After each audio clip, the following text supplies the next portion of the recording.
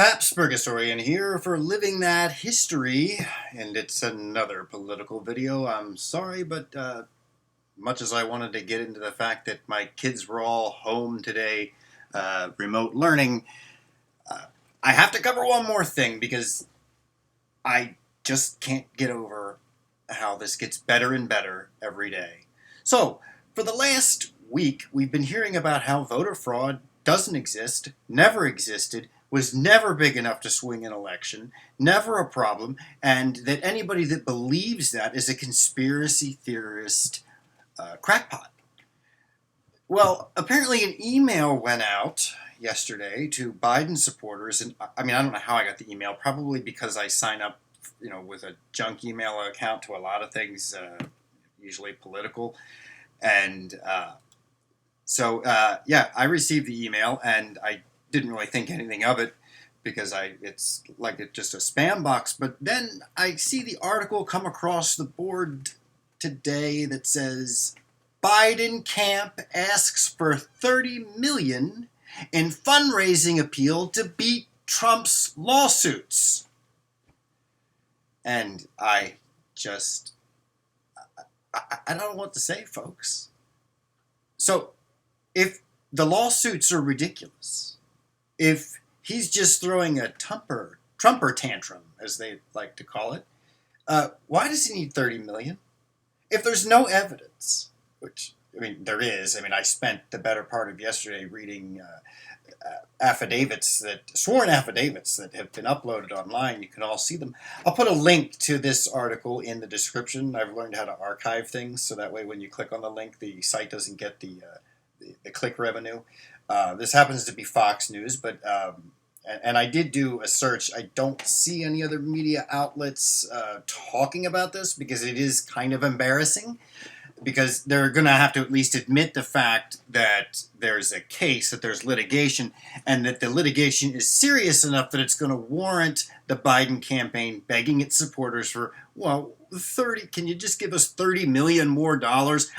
We're already the president-elect. We hold the office of president-elect, something that doesn't exist, as you'll see in another video. But he's basically given himself this title. He has crowned himself the next president of the United States. But he still needs, folks, another $30 million. It's starting to sound like a televangelist. He still needs another $30 million just to appeal to. He has to appeal to his base for just $30 million more dollars, guys, so I could beat Trump's lawsuits. Meanwhile, there's all kinds of people that have buyer's remorse because they didn't realize things like, I had no idea Biden was going to order a 3-month shutdown. I never would have voted for him. That's going to kill the economy. I don't know where these people were. I heard the man say it several times.